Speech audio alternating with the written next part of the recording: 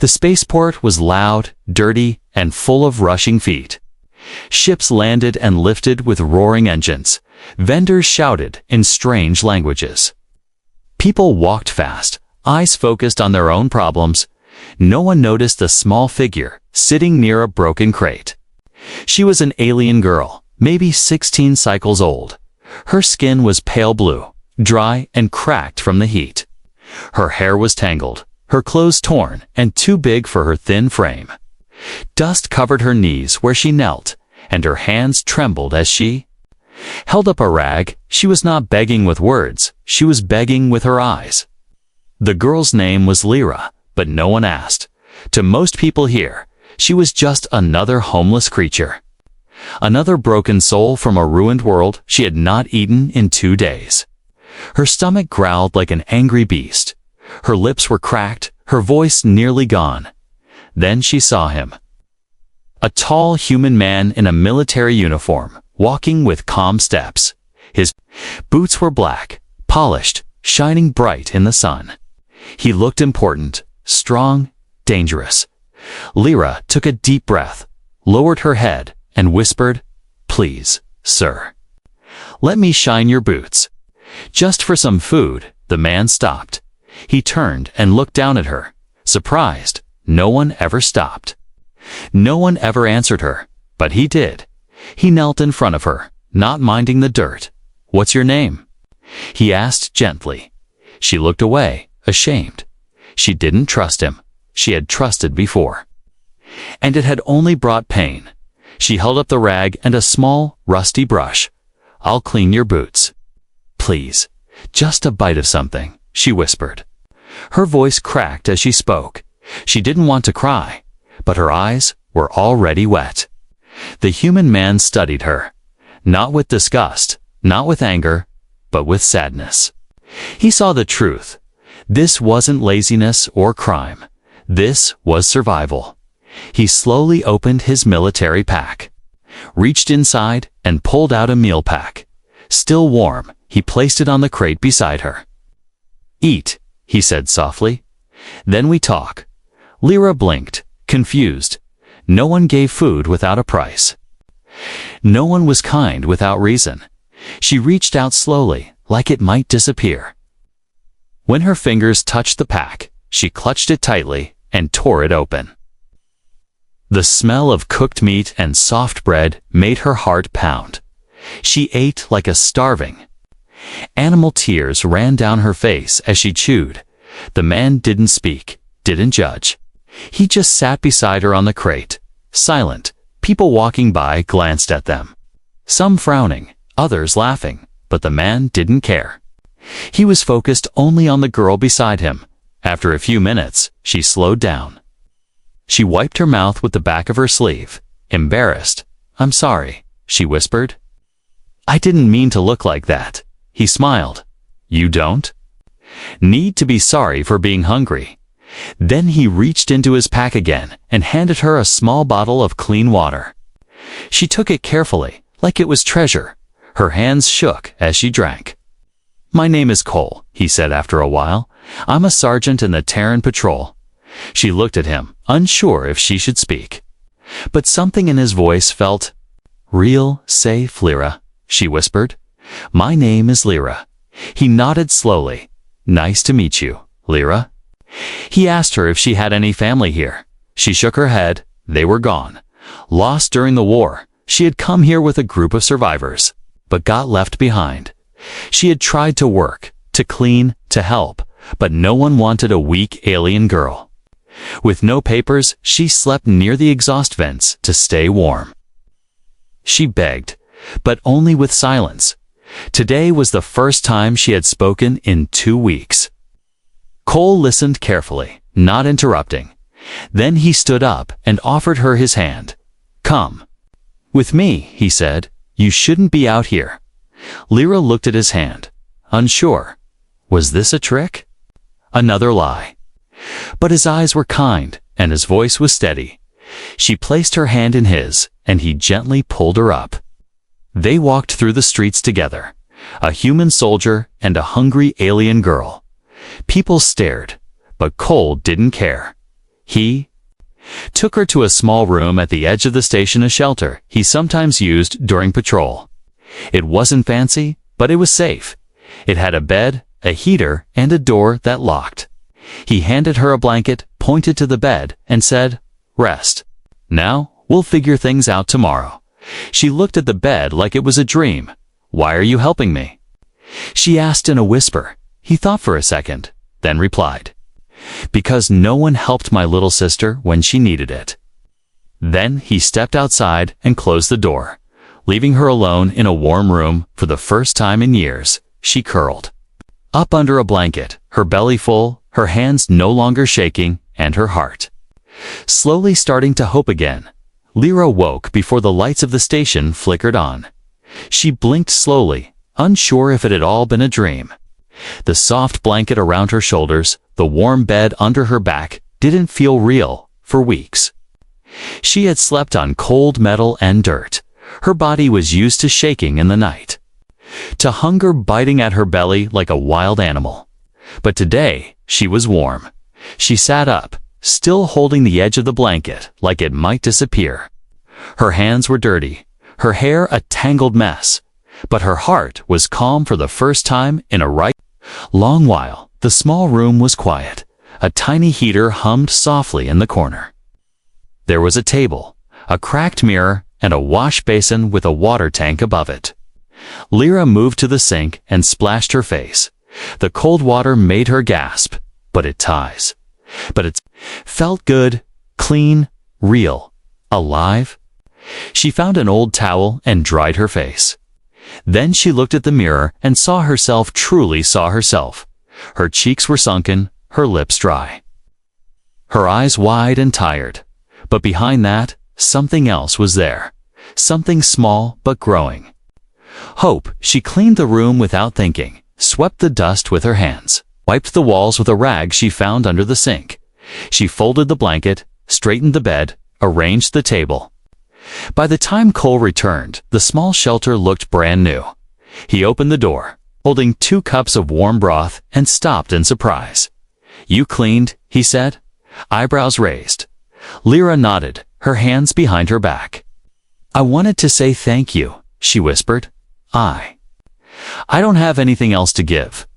Cole set down the cups and sat on the edge of the bed. He handed 1 cup to her and smiled. "You don't have to pay me back," he said. "You're safe now." She took the cup slowly, holding it close to her chest. The warmth soaked into her fingers. She sipped it carefully, her eyes watching him. She had seen people pretend to be kind before, but Cole didn't feel fake. He felt steady. "My name is Lyra," she said after a moment. Her voice was quiet, but stronger than yesterday. Cole looked at her and nodded. "That's a good name," he said. "I'm glad you told me." She looked down, twisting the cup in her hands. "Most people don't ask. Most people don't care." Cole leaned forward, elbows on his knees. "Well, I care," he said. "You matter, Lyra?" That made her blink. She wasn't used to that. Being seen, being heard, being important. Even a little. She told him a bit more, slowly, carefully. How her planet was attacked during the border wars. How her parents died in the first wave. How a traitor smuggled her off-world with others. But once they reached the station, the traitor left her behind when she couldn't pay. "I tried to work," she said. "Tried to clean ships, wash floors, anything. But they said I was illegal." They laughed at me, pushed me away, sometimes worse. Cole didn't interrupt. He listened. That silence, that patience, it was something she had never had. She felt the words come out like they had been stuck inside her for too long. "I never begged," she added. "Not until yesterday. I told myself I would never kneel, but I was too hungry." Cole put a hand on the table, palm up, not touching her. "You don't have to kneel anymore," he said gently. "Not for food, not for safety, not for anything."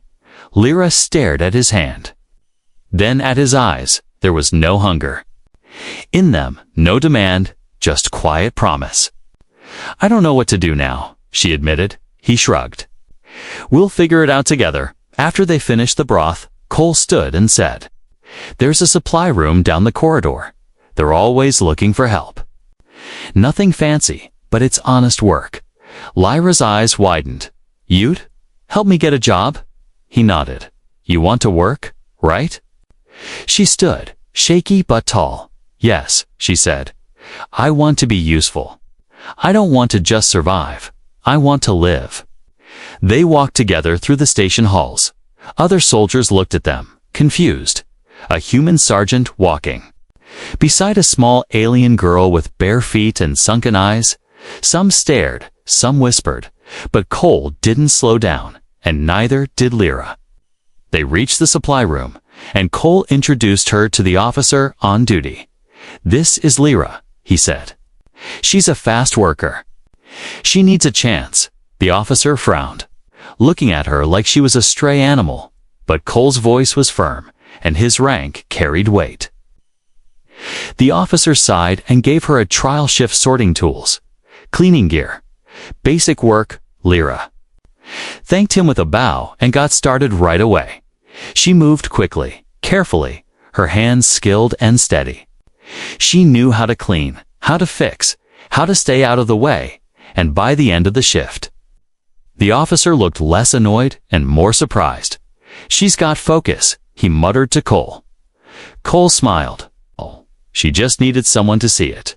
When the day ended, Cole waited for her at the shelter. Lyra walked in with a smile, tired but proud. She had grease on her fingers and a spark in her eyes. "I earned my food today," she said. Cole shook his head with a grin. "You earned much more than that." She didn't reply, just sat on the bed and looked out the small window. The stars were starting to appear in the black sky beyond the station glass. And for the first time, Lyra let herself believe maybe she had a future, maybe she had a place, and maybe, just maybe, she wasn't alone anymore. Lyra woke before the lights turned on again, but this time, she didn't feel fear in her chest. She felt ready. The cold metal floor didn't scare her. The whispers in the halls didn't make her hide. She had a reason to stand tall. She quickly brushed her tangled hair with her fingers. She found the same rag she used yesterday and wiped her face, her arms, even the small mirror. The room was still small and plain, but now it felt like hers. Her hands worked fast, making the blanket smooth, the table clean, the boots by the wall lined up straight. She smiled without thinking. When Sergeant Cole knocked on the door, she was already up and standing. He stepped inside and raised his eyebrows. "You've been busy," he said with a soft laugh. Lyra nodded, then pointed to his boots. "I can polish them today, properly," she said.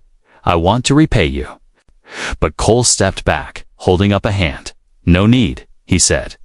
"You've already done more than enough." Still, she looked down, unsure. Her life before this had been all about trading due work. Get scraps, stay quiet, stay small. She didn't know how to accept kindness without giving something back.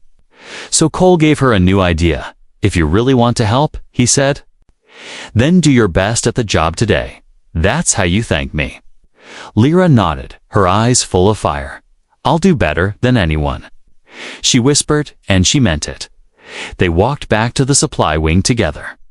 Lyra wore a second-hand work shirt now, a bit too big, but clean. As they passed through the station corridors, people still stared. But Lyra didn't lower her head this time. She walked beside Cole like she belonged there, inside the supply room. The officer from yesterday nodded without speaking. He handed her a list of tasks: sort the used tools, clean the storage bins, check the numbers on the data pads. Lyra read slowly, sounding out the words in her mind. She wasn't used to reading in human script, but she remembered what Cole had taught her the night before. "Start with the red boxes," he had said. "Sort by type, not size." And that's what she did. Her hands moved fast, wiping down metal pieces. Organizing wires, stacking batteries, she used a cleaning spray and a brush to shine every surface. Every time she finished a bin, she checked it twice. She even found a few broken parts and set them aside, labeling them with sticky notes. By midday, the officer noticed. He walked over, frowned, and checked her work. Not a single mistake. He didn't say much, but gave her more bins to clean. That was praise enough for Lyra. She took her lunch in the corner, sitting on an empty crate. It was just a sandwich and water. But she smiled the whole time. Cole passed by and waved. She waved back with both hands, laughing quietly. Others saw it too. The quiet alien girl with sharp eyes and quick hands wasn't invisible anymore. Later in the day, an older tech worker named Juno came to her with a problem. My scanners. All dusty inside, she said, holding up the tool. I've got no time to clean it. Think you can help? Lyra nodded eagerly. She opened the scanner, cleaned the lens, removed the dirt without damaging anything. When she handed it back, Juno tested it and smiled wide. Sharp girl, she said. Good hands. By the end of the shift, 3 more. Workers had brought her broken or dirty tools. She fixed them all, quiet and focused. She didn't ask for payment, only nodded politely and returned to her tasks. When the officer checked her table again, he paused. He looked at the organized bins, the fixed tools, the spotless shelves. Did you do all this? He asked. Lyra nodded slowly. He didn't smile, but he wrote something on his datapad and walked away. She didn't know it yet, but he had just added her name to the worker roster official, paid and protected. After work, Lyra met Cole outside the supply wing. Her shirt was dusty, her fingers sore, but her eyes sparkled. I fixed 3 scanners today, she said proudly. Cole grinned. Let me guess they were impressed. She shrugged, pretending to be shy a little. They walked back to the shelter, and she talked more than usual about the tools, the people, the way the lights in the hallway flickered like stars. Cole listened, asking questions, laughing at her jokes. He was no longer just a rescuer. He was becoming something more. A guide, a friend, maybe even family. That night, Lyra cleaned her hands, changed into her sleeping clothes, and stared out the window. She saw the stars again, just like the night before. But tonight, they looked different. Brighter, closer. She whispered to herself, I'm not just surviving anymore. I'm living.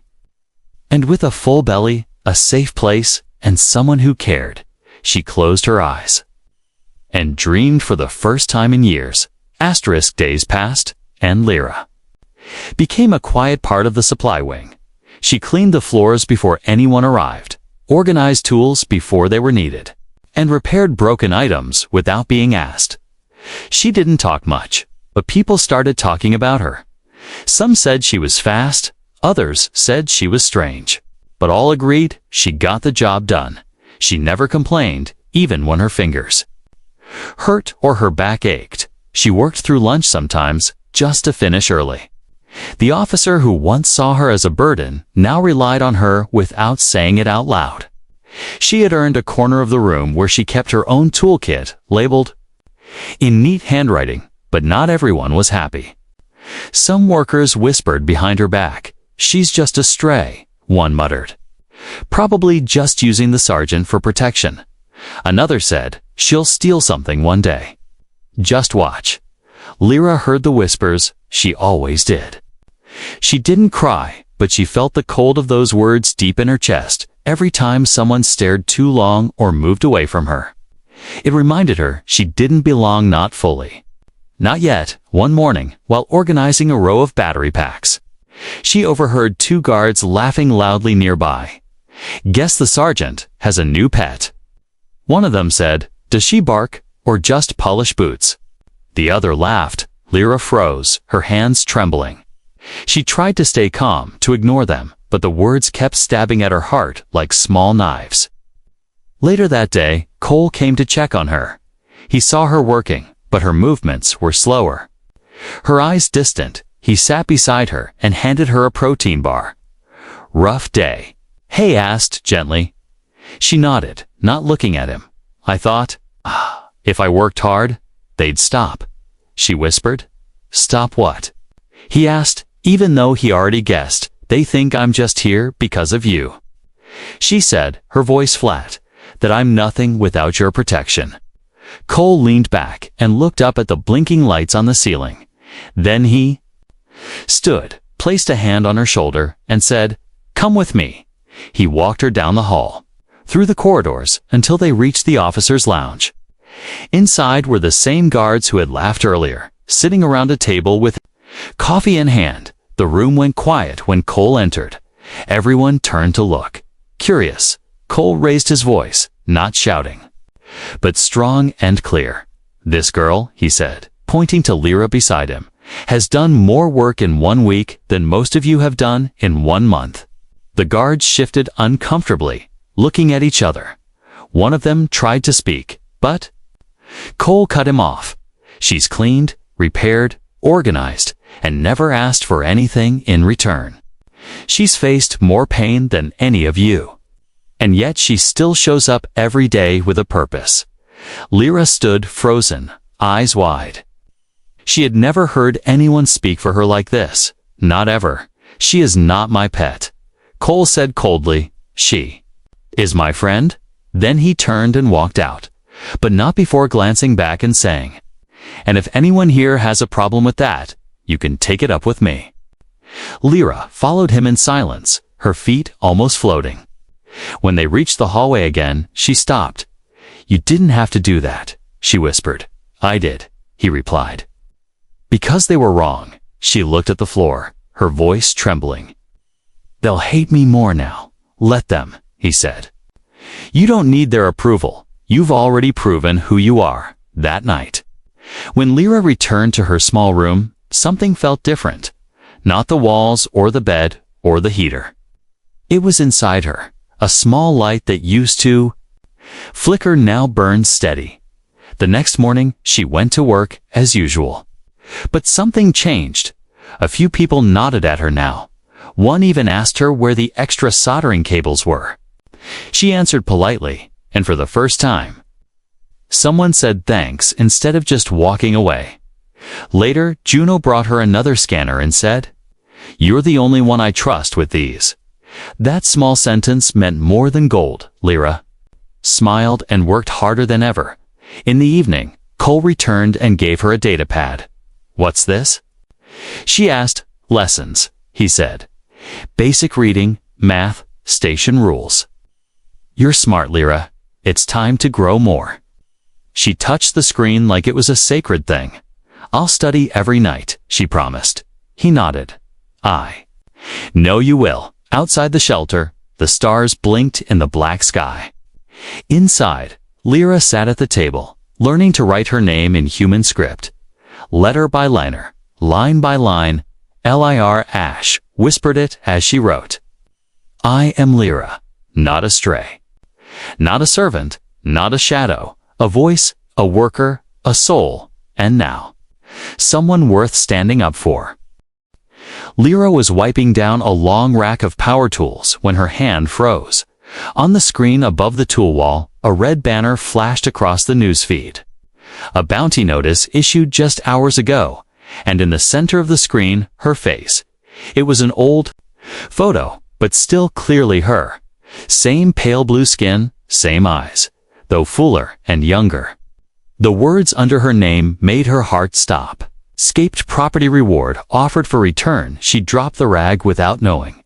Her breath caught in her throat. Her hands began to shake. It couldn't be real. Not after all this time. Not after everything she had survived. Someone had found her. Someone wanted her back. She didn't finish her shift. She ran down the side corridor, past the cargo bay, and into the shelter, locked the door. Pulled the blanket over herself like it could hide her from the galaxy. When Cole returned, he found her curled up in the corner. He didn't ask questions right away. He just sat down beside her, silent, steady. Minutes passed before she finally spoke. "They found me," she whispered. Cole didn't react, not with surprise, not with fear. He simply said, "Tell me." She handed him the small cum tablet she'd grabbed before running. He read the bounty listing, then looked at her. "How old were you when this was taken?" He asked. 12, she said. "Maybe 13. Do you know who placed the bounty?" She nodded slowly. "My old owner," she said. "From the trade ship, he said I owed him years of service.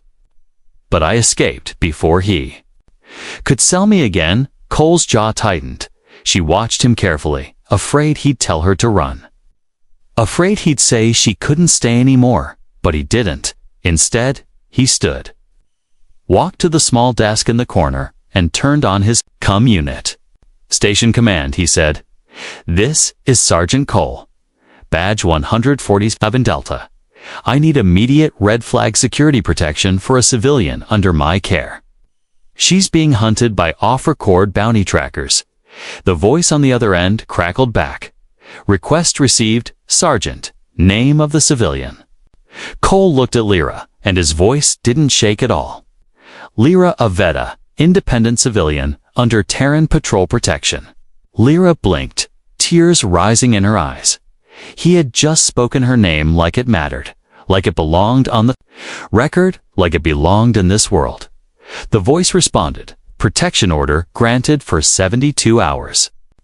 Pending review, tracking system updated." Cole turned off the cum and knelt beside her. "That gives us 3 days," he said, "to make sure no one takes you." She couldn't stop the tears now. "I don't want to go back," she said, voice breaking. "He used to hit me when I spoke and lock me in dark rooms. He said I was only worth something if I kept my head down." Cole placed his hand over hers. "You're not going back," he said. "I promise." But even promises couldn't stop what was coming. That night, while Cole was out checking the security logs, 2 men arrived on the station. They wore travel gear, long cloaks, and badges that weren't official. They didn't talk much, just showed the image of Lyra to vendors and staff. "Seen her?" they asked, voices flat and cold. One worker said yes. "She cleans tools in the supply wing." The hunters didn't smile. They just nodded and kept walking. By the time Cole returned, he already had alerts flashing on his data unit, unauthorized. Bounty activity had been picked up near the cargo wing. He ran back to the shelter, heart pounding. He found Lyra sitting on the floor, holding a small bag with all her belongings, her brush, her rag, a pair of boots Cole had given her, and the datapad he used to teach her letters. "I was going to run," she admitted. "But I didn't want to leave without saying goodbye." Cole looked at her and felt a storm rise in his chest. "You're not running," he said. "We're going to fight this together." She looked at him, confused. "I thought you'd be safer without me." He shook his head. "I'm not afraid of men who hide behind cloaks and dirty coins." He opened a hidden compartment under the floor. Inside was a rifle, old but clean, a sidearm, and a cum booster. He handed her the cum device. "If something happens, you press this and scream," he said. "Don't wait." Lyra nodded, her hands tight around the device. "What are you going to do?" she asked. Cole loaded the rifle and looked at the door. "Remind them that she's not alone anymore." That night, Lyra stayed near the door. Eyes wide, body tense, footsteps echoed in the hallway, too soft for regular patrols, and in the dark, she heard it, a voice muffled outside the shelter wall. She backed away, clutching the cum, her heart racing. Then the door handle turned. Everything went silent. The door handle twisted slowly. Lyra stepped back, breath frozen. The emergency cum tight in her hand. She wanted to scream, but no sound came out. The light in the hallway flickered once, then went dark. Outside, someone whispered, "Don't run, girl. Your master just wants you back." Her heart pounded louder than her thoughts. Then bang, the door slammed open. 2 figures rushed in, shadows and heavy boots and breathing masks. One grabbed her arm. Pulling hard, the other raised a shock rod, ready to strike. Lyra screamed, not words, just fear. She kicked, twisted, and slammed the cum device into the attacker's face. It sparked as it hit the mask, then gunfire, sharp and loud. The man holding her dropped to the floor, a red beam burning across his shoulder. Cole stood in the hallway, rifle raised, eyes blazing. Let her go, he growled. The second bounty. Hunter turned, raised his weapon but too slow. Cole fired again, clean and precise. The second man dropped beside the first. Groaning smoke filled the small shelter. Walls scorched, the table split in half. Lyra dropped to the floor, hands over. Her head shaking, Cole rushed in, kicked the weapons away, and pulled her into his arms. You okay? He asked, checking her face. She nodded, but tears ran down her cheeks. I thought I was gone, she whispered. You're safe now, he said, voice steady but his hands trembling. He grabbed his comm and called it in. Security. Breach, shelter B9, 2 hostiles down, requesting sweep. Minutes later, station guards arrived, lights flashing, boots stomping. Weapons drawn, they cuffed the bounty hunters, dragged them away. Cole gave a full report, but never left Lyra's side. She sat on the bed, arms wrapped around her knees. The room smelled like smoke and fear. Her blanket was burnt. Her datapad, crushed, everything she had built torn apart in one night. The officer in charge pulled Cole aside. You knew they were coming. Why didn't you move her? I did, Cole said. I moved her where I could protect her. You could have been killed. Cole didn't blink. She could have been taken, he said. That matters more. The officer nodded slowly. I'll make sure this gets flagged higher up, he said. Someone's paying well for her return. I don't care how much, Cole replied. She's not going back. When the guards left, and the noise faded, Lyra sat still, staring at the floor. Why? She whispered. Why did you risk your life for me? Cole pulled a chair beside her and sat down. Because I remember my sister, he said. She was taken when I was young, and I couldn't stop it. No one helped her, no one even looked. His voice shook a little. I swore if I ever had the chance, I'd never let that happen again. Lyra looked up at him, her eyes wide. But I'm not your sister. He smiled gently. No, you're not, he said, but you're someone who deserves to live.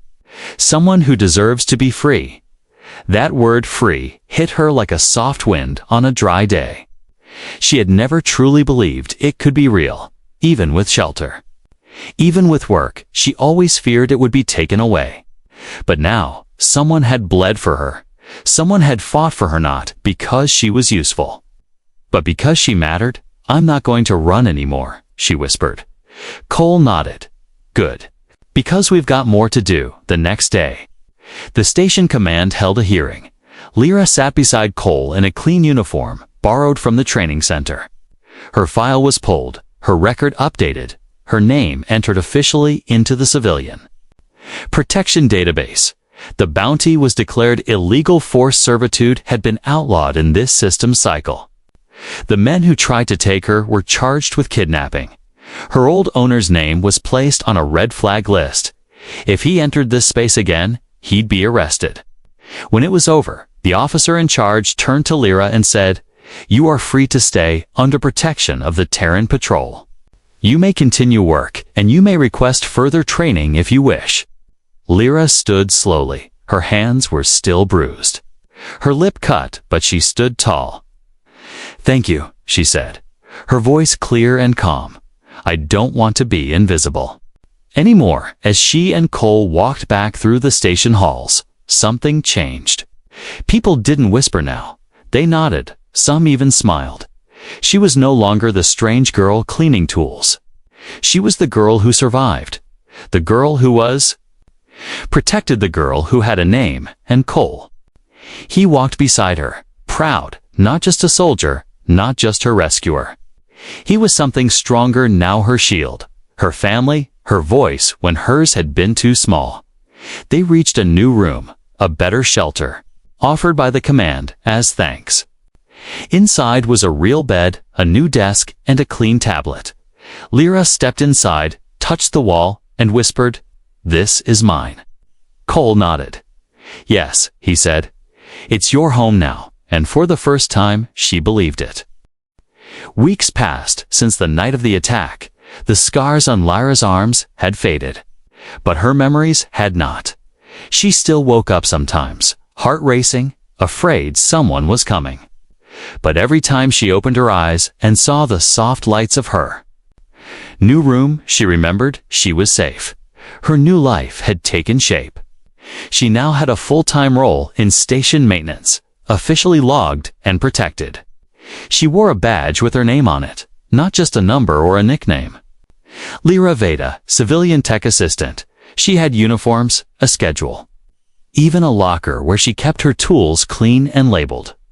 Cole still visited her every evening. Sometimes he brought food, sometimes data pads for her studies, but most of the time he just sat across from her at the small table, eating together in quiet peace. They didn't always talk. They didn't need to. Their silence wasn't awkward. It was warm, safe, familiar. Like two people who had walked through fire together and made it out the other side. One evening, Lyra made a decision. She used her weekly pay to buy ingredients from the station market: vegetables, bread flour, dried meat cubes, and a small bottle of spice oil. She asked one of the kitchen workers to teach her how to use the small heat oven in her room. She worked for hours that night. She burned the first batch, dropped the second, but the third time, the smell was just right. She set the table, cleaned the room, and even placed 2 small candles on the shelf above. When Cole arrived, he paused. At the door, he looked around, surprised. "Did I miss a holiday?" He joked. "No," Lyra said, smiling. "You just finally get to eat something cooked by me." She placed the plate in front of him, warm, fluffy flatbread with meat and herbs inside. Steam rose from the edges, and Cole blinked. "This looks amazing," he said. She handed him a cup of water and sat down across from him.